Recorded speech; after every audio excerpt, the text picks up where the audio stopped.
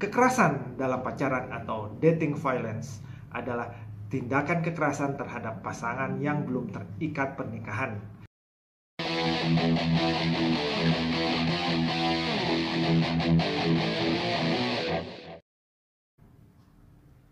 Halo, jumpa dengan saya di channel Advokat Agung Berbagi.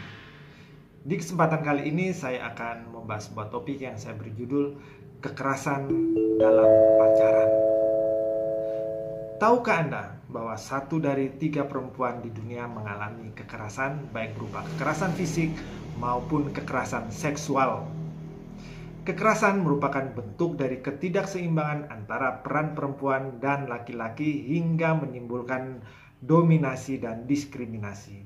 Pemerintah melalui Kementerian Pemberdayaan Perempuan dan Perlindungan Anak bekerja sama dengan Badan Pusat Statistik melakukan survei pengalaman hidup perempuan nasional pada tahun 2016 untuk mengetahui informasi mengenai pengalaman hidup perempuan yang mengalami kekerasan dengan usia 15 tahun ke atas.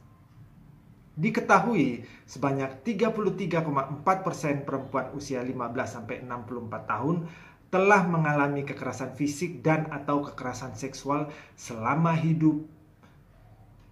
hidupnya, dengan jumlah kekerasan fisik sebanyak 18,1% dan kekerasan seksual 24,2%.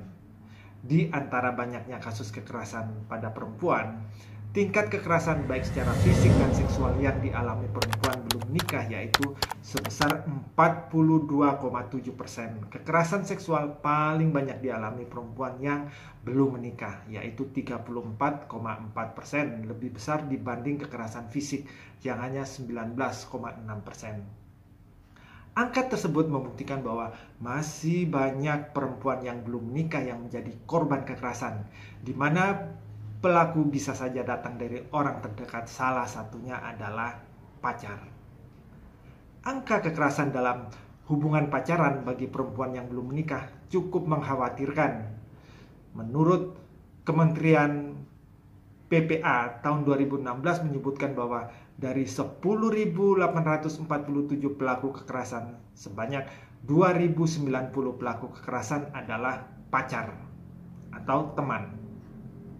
Kekerasan dalam pacaran atau dating violence adalah tindakan kekerasan terhadap pasangan yang belum terikat pernikahan. Berikut bentuk-bentuk kekerasan pada perempuan dalam pacaran, di antaranya yaitu kekerasan fisik seperti memukul, menampar, menendang, mendorong, mencekam dengan keras pada tubuh pasangan dan serangkaian tindakan fisik yang lain. Kekerasan emosional atau psikologi seperti mengancam, memanggil dengan sebutan yang mempermalukan pasangan, menjelek-jelekan, dan lainnya. Kekerasan ekonomi seperti meminta pasangan untuk mencukupi segala keperluan hidupnya seperti memanfaatkan atau menguras harta pasangan. Terus yang kemudian adalah kekerasan seksual seperti memeluk, mencium, meraba hingga memaksa untuk melakukan hubungan seksual di bawah ancaman. Kekerasan pembatasan aktivitas oleh pasangan banyak menghantui perempuan dalam berpacaran, seperti pasangan terlalu posesif, terlalu mengekang, sering menaruh curiga, selalu mengatur apapun yang dilakukan hingga mudah marah dan suka mengancam. Banyak perempuan yang tidak menyadari bahwa dirinya sedang terjerat dalam bentuk kekerasan pembatasan aktivitas karena dianggap sebagai hal yang wajar sekaligus bentuk rasa peduli dan rasa sayang dari pasangan. Lantas, bagaimanakah hukum di Indonesia dalam melindungi korban kekerasan dalam pacaran? Secara eksplisit, hukum di Indonesia belum mengatur kekerasan dalam pacaran ya. Yang ada hanyalah undang-undang yang mengatur tentang kekerasan dalam rumah tangga atau KDRT. Kekerasan dalam pacaran, namun secara implisit, hukum di negara kita telah mengaturnya namun tidak spesifik seperti yang diatur dalam undang-undang KDRT. Pengaturannya masih bersifat umum, yaitu dengan mempergunakan pasal-pasal yang ada di dalam Kitab Undang-Undang Hukum Pidana seperti pasal 285 yang berbunyi, barang siapa dengan kekerasan atau ancaman kekerasan memaksa seorang wanita bersetubuh dengan dia di luar pernikahan diancam karena melakukan perkosaan dengan pidana penjara paling lama 12 tahun. Selain pasal tersebut, masih ada pasal 351 hingga pasal 354 yang mengatur tentang penganiayaan.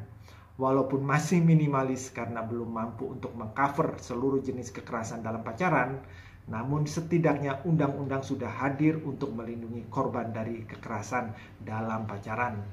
Hanya saja, di sisi lain, pada kasus kekerasan dalam pacaran di mana perempuan yang menjadi korban cenderung lemah, kurang percaya diri dan sangat mencintai pasangannya. Banyak pasangan yang